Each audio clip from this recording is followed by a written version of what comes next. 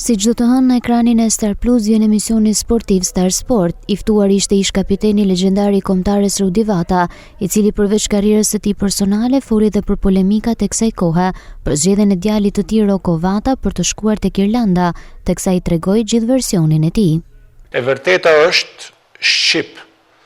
Edhe sakt është që as unë as Rocco nuk kena refuzu kombëtaren shqiptare. Kjo është e vërteta. Kërkush nuk ka marrë një përgjigje refuzuese.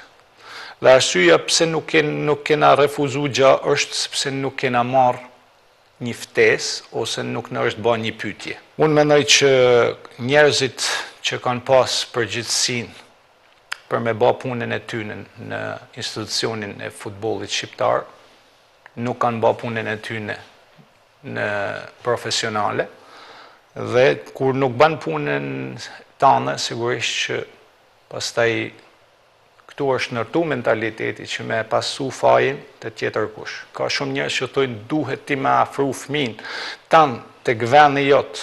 Unë po e afroj fëmin tem tek vendi jem, po kuj me afru? Kuj me afru? Shiko, që nuk lun për tokën teme, kjo është sigurisht peng. Për tokën teme, për tokën shqiptare, mbjen keq që nuk, për fatet e tokës shqiptare, e kanë ato që e kanë.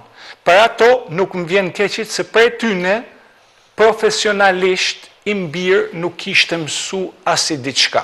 Njëjtën situatë kanë edhe me futbollistat e tjerë, sepse ju e shikoni që është një gruda, që është një djalë me nanë e babë shkodrane, një familje tradicionale, dhe sigurisht që edhe ate e bajnë, si tush, armik.